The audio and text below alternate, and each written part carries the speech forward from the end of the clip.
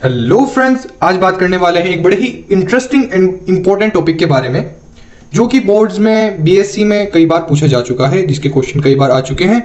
और आज हम इसको बड़े ही इजी वे में डायग्राम की हेल्प से, पॉइंट्स की हेल्प से इसको हम अच्छे से समझने वाले हैं। तो चलिए शुरू करते हैं। तो सबसे पहले बात करते हैं कि difference between the prokaryotic cell and eukaryotic cell के बारे में। तो प्रोकैरियोटिक सेल होती कौन सी सेल है? तो prokaryotic cell basically bacteria cell होती है और जो यूकैरियोटिक सेल होती है वो हमारी यीस्ट सेल होती है। तो इनके अंदर जो बेसिकली डिफरेंस होता है वो एक साइज का भी होता है। तो जो हमारी प्रोकैरियोटिक सेल होती है उसका साइज 0.1 to 0.5 माइक्रोन मीटर होता है, जबकि जो यूकैरियोटिक सेल होती है वो थोड़ी सी साइज में बड़ी होती है, उसका साइज 5 to 100 माइक्रोन मीटर होता है। अब बात करते हैं सेकंड पॉइंट के बारे में, जो कि है न्यूक्लियस। तो हमारी जो प्रोकैरियोटिक सेल होती है उसके अंदर जो न्यूक्लियस होता है वो डिफ्यूज और इंसिपिएंट टाइप का होता है, और जो हमारी यूकैरियोटिक सेल होती है उसके अंदर जो न्यूक्लियस होता है वो प्रोमिनेंट टाइप का होता है। अब यहाँ पर जो ये दो टर्म्स हमने यूज की हैं, डिफ्यूज और इंसिपिएंट एंड प्रोमिनेंट, इसका मतलब क्या होता है? चलिए इसे डायग्राम की हेल्प से अच्छे से समझते हैं। यहाँ पर ये हमारे सामने एक बैक्टीरिया सेल या कहें तो प्रोकैरियोटिक सेल, इसके अंदर आप देख सकते हैं जो डीएनए है वो साइटोप्लाज्म के अंदर ऐसे ही फ्लोट कर रहा है। इसके अंदर कोई मेम्ब्रेन नहीं है, न्यूक्लियर मेम्ब्रेन नहीं है, कोई न्यूक्लियस नहीं है जिससे जो डीएनए है वो साइटोप्लाज्म से डिफरेंशिएट हो सके। तो इस प्रकार इस तरह से ये कहा जाता है कि जो डीएनए होता है प्रोकैरियोटिक सेल के अंदर वो डिफ्यूज टाइप का होता है, वो साइटोप्लाज्म के अंदर मिक्स होता है। और वहीं पर अगर हम बात करें यूकैरियोटिक सेल के अंदर, ये काफी कॉम्प्लेक्स स्ट्रक्चर है। इसके अंदर जो न्यूक्लियस होता है उसके चारों न्यूक्लियर मेम्ब्रेन पाई जाती है, जिसकी वजह से जो डीएनए होता है उसको हम इजीली साइटोप्लाज्म से डिफरेंशिएट कर सकते हैं। तो इसलिए कहा जाता है कि जो डीएनए होता है, जो न्यूक्लियस होता है प्रोकैरियोटिक सेल के अंदर वो प्रोमिनेंट टाइप का होता है, और जो प्रोकैरियोटिक सेल के अंदर डिफ्यूज और इंसिपिएंट टाइप का होता है। अब बात करते हैं सेल वॉल के बारे में। तो जो प्रोकैरियोटिक सेल की सेल वॉल होती है वो बनी होती है प्रोटीन से, पॉलीसेकेराइड से और लाइपोप्रोटीन से। तो प्रोटीन्स तो हम नॉर्मली समझ सकते हैं कि प्रोटीन्स होते हैं। पॉलीसेकेराइड एक कार्बोहाइड्रेट का टाइप होता है, ये उससे भी मिलकर बनी होती है। साथ में एक टर्म यूज होती है lipoprotein. Lipoprotein lipid plus proteins होते हैं जिनको हम लिपोप्रोटीन कहते हैं। वहीं पर जो हमारी यूकैरियोटिक सेल है उसकी जो सेल वॉल होती है वो नॉर्मली सेल्यूलोज की बनी होती है। अब बात करते हैं फोर्थ पॉइंट के बारे में, पेप्टाइडोग्लाइकन्स। यूजुअली प्रोकैरियोटिक सेल के अंदर पेप्टाइडोग्लाइकन्स प्रेजेंट होते हैं और जो यूकैरियोटिक सेल होती है उसके अंदर एब्सेंट होते हैं। पेप्टाइडोग्लाइकन्स बेसिकली एक कॉम्प्लेक्स मॉलिक्यूल होते हैं जो सेल वॉल के अंदर प्रेजेंट होते हैं और सेल को रिजिडिटी और स्ट्रॉन्ग बनाते हैं, रिजिडिटी देते हैं और स्ट्रॉन्ग बनाते हैं, जिससे क्या होता है कि जो ऑस्मोटिक प्रेशर होता है या एनवायरमेंटल इफेक्ट होते हैं उनसे सेल को कोई भी किसी तरह की नुकसान नहीं होता है। अब बात करते हैं फिफ्थ पॉइंट के बारे में, cytoplasmic organelles.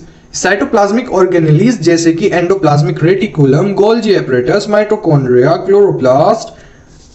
Chloroplast, lysosome, vacuoles and ribosomes, ये सभी साइटोप्लाज्मिक ऑर्गेनेलीज हैं जो कि हमारी जो प्रोकैरियोटिक सेल होती है उसके अंदर बेसिकली ये एब्सेंट ही रहते हैं।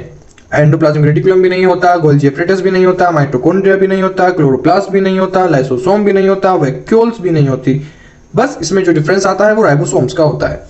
राइबोसोम्स जो होते हैं वो हमारी प्रोकैरियोटिक सेल में प्रेजेंट होते हैं, साथ ही यूकैरियोटिक सेल में भी प्रेजेंट होते हैं। डिफरेंस आता है इनके टाइप में। प्रोकैरियोटिक सेल के अंदर राइबोसोम 70s टाइप के होते हैं, जबकि जो यूकैरियोटिक सेल है उसके अंदर 80s टाइप के होते हैं। अब बात करते हैं आगे के पॉइंट्स की। Genetic composition, genetic organisation. Genetic organisation, तो इसमें बात करते हैं सबसे पहले हम न्यूक्लियर मेम्ब्रेन की। जो न्यूक्लियस के चारों ओर पाई जाने वाली मेम्ब्रेन है, इसको डायग्राम के हेल्प से समझते हैं। ये न्यूक्लियस है, इसकी चारों ओर जो ये मेम्ब्रेन पाई जाती है इसको हम न्यूक्लियर मेम्ब्रेन कहते हैं। ये न्यूक्लियस को साइटोप्लाज्म, जो हमारा न्यूक्लियस है उसको साइटोप्लाज्म से डिफरेंशिएट करती है, और जो डीएनए है और साइटोप्लाज्म है ये उसके बीच की एक बाउंड्री की तरह एक्ट करती है। तो जो न्यूक्लियर मेम्ब्रेन होती है वो एब्सेंट होती है हमारी प्रोकैरियोटिक सेल के अंदर, जैसे कि हम इसको इसमें देख सकते हैं। जो डीएनए है वो ऐसे ही रैंडमली पड़ा हुआ है, इसके अंदर कोई न्यूक्लियर मेम्ब्रेन नहीं होती। तो जो न्यूक्लियर मेम्ब्रेन होती है वो हमारी प्रोकैरियोटिक सेल के अंदर एब्सेंट होती है। वहीं पर बात करते हैं न्यूक्लियस की। तो जो हमारा यूकेरियोटिक सेल है, इसके अंदर एक प्रॉपर न्यूक्लियस पाया जाता है जिसकी न्यूक्लियर मेम्ब्रेन होती है, डीएनए जिसके अंदर होता है, तो इस पूरी स्ट्रक्चर को हम न्यूक्लियस कहते हैं। जबकि जो हमारी बैक्टीरिया सेल होती है उसके अंदर कोई भी न्यूक्लियस नहीं पाया जाता। अब बात करते हैं हेरिडिटरी मटेरियल। हेरिडिटरी मटेरियल वो मटेरियल्स होते हैं जो एक जनरेशन से दूसरी जनरेशन में जेनेटिक इंफॉर्मेशन को लेकर जाते हैं। तो जो प्रोकैरियोटिक सेल होती है उसके अंदर जो हेरिडिटरी मटेरियल होता है वो डीएनए होता है। एज वेल जो हमारी यूकेरियोटिक सेल होती है उसके अंदर भी हेरिडिटरी मटेरियल डीएनए ही होता है। अब बात करते हैं क्रोमोसोम नंबर की। तो जो हमारी बैक्टीरिया सेल वॉल होती है यानी प्रोकैरियोटिक सेल वॉल होती है, ये बड़ी सिंपल एंड प्रिमिटिव टाइप की सेल होती है। तो इसके अंदर जो क्रोमोसोम नंबर है वो भी बहुत कम पाया जाता है, यानी नॉर्मली 1 ही क्रोमोसोम होते हैं इसके अंदर। और जो हमारी यूकेरियोटिक सेल है वो काफी इवॉल्व सेल है, इसके अंदर जो हमारा क्रोमोसोम नंबर है वो मोर देन 1 होता है। अब बात करते हैं हिस्टोन इन क्रोमोसोम। हिस्टोन एक प्रकार का प्रोटीन होता है जो कि पॉजिटिवली चार्ज होता है, और जो हमारा डीएनए होता है वो नेगेटिवली चार्ज होता है। तो जो डीएनए होता है वो हिस्टोन के चारों ओर रैप हो जाता है, जिससे डीएनए एक छोटे से न्यूक्लियस के अंदर आ पाता है। अदरवाइज जो डीएनए होता है वो बहुत ही लंबा मॉलिक्यूल होता है जो कि एक छोटे से न्यूक्लियस के अंदर नहीं आ पाता। तो उसके लिए डीएनए जो है वो एक पॉजिटिवली चार्ज प्रोटीन होता है हिस्टोन गोल, उसके ऊपर रैप हो जाता है। तो जो हिस्टोन होता है वो प्रोकैरियोटिक सेल के अंदर एब्सेंट होता है बिकॉज उसके अंदर कोई न्यूक्लियस नहीं है, कोई अरेंजमेंट नहीं है। तो जो हिस्टोन होता है वो हमारा प्रेजेंट होता है यूकेरियोटिक सेल के अंदर। अब बात करते हैं डीएनए टाइप की। तो हमारी जो प्रोकैरियोटिक सेल होती है उसके अंदर जो डीएनए होता है वो सर्कुलर होता है, जबकि जो हमारी यूकेरियोटिक सेल है उसके अंदर लीनियर होता है। अब बात करते हैं 8 पॉइंट की, फ्लैजिला। अब ये फ्लैजिला क्या होती है इसे डायग्राम की हेल्प से समझते हैं। ये है हमारी प्रोकैरियोटिक सेल। इसके अंदर जो ये आपको स्ट्रक्चर नजर आ रही है ये होती है फ्लैजिला, टेल लाइक स्ट्रक्चर। ये हेल्प करती है सेल को मूव करने में, मूवमेंट शो करने में। तो जो हमारी प्रोकैरियोटिक सेल होती है और जो यूकेरियोटिक सेल होती है दोनों के अंदर प्रेजेंट होती है, पर दोनों के अंदर ये डिफरेंट टाइप की होती है। जैसे कि हमारी जो प्रोकैरियोटिक सेल होती है उसके अंदर फ्लैजिला सब माइक्रोस्कोपिक होती है, यानी बहुत छोटी होती है एंड सिंपल होती है विदाउट 9+2 फाइब्रिलर अरेंजमेंट।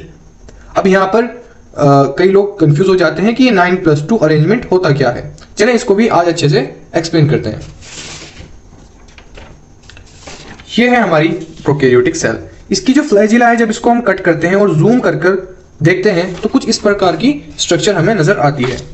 इसके अंदर सिलेंड्रिकल ऐसे माइक्रोट्यूब्यूल्स होते हैं जो अगर उनको हम ऊपर की साइड से देखें, अगर उनको इस साइड से हम देखें ऐसे व्यू में, तो कुछ इस तरह की रिंग की फॉर्म में अरेंज होते हैं। इसमें ये 9 पेयर होते हैं, 1 2 3 4 5 6 7 8 9। तो इनको हम 9 से लिखते हैं, 9 लिखते हैं। और इनमें 2 स्पेशल माइक्रोट्यूब्यूल्स होते हैं सेंटर में 1 और 2, इनको हम 2 से डिनोट करते हैं। तो इस तरह का अरेंजमेंट 9+2 का अरेंजमेंट कहलाता है। तो ये जो 9+2 अरेंजमेंट होता है वो हमारी प्रोकैरियोटिक सेल के अंदर प्रेजेंट नहीं होता है, जबकि जो यूकेरियोटिक सेल है उसके अंदर ये प्रेजेंट होता है। अब बात करते हैं अमीबॉइड मूवमेंट की। अमीबॉइड मूवमेंट होता क्या है इसको भी डायग्राम की हेल्प से समझते हैं। ये हमारा सिंपल अमीबा है जिसके अंदर साइटोप्लाज्म है। ये जो सेंटर के अंदर साइटोप्लाज्म होता है ये एंडोप्लाज्म कहलाता है, क्योंकि ये जेल लाइक हार्ड सब्सटेंस के जैसा होता है। और जो ये हमारा कॉर्नर्स पर साइटोप्लाज्म होता है ये एक्टोप्लाज्म होता है। तो बेसिकली अमीबा मूवमेंट किस तरह करता है कि वो एक पार्ट के अंदर अपना सेंटर वाला साइटोप्लाज्म डिपॉजिट करना शुरू कर देता है, जिससे क्या होता है जो उसका पीछे वाला पार्ट है वो छोटे होने लगता है, क्योंकि जो साइटोप्लाज्म है वो आगे की तरफ मूव कर रहा है कंटिन्यूअसली। अब वो यहाँ पर डिपॉजिट होना शुरू हो जाता है, जिससे जो ये पार्ट है इस साइज में बड़ा होने लगता है और ये जो पीछे वाला पार्ट है वो छोटा हो जाता है, और ऐसे ही अमीबा आगे की तरफ मूव करने लगता है। इसको हम इजीली एनिमेशन की हेल्प से भी समझ सकते हैं। तो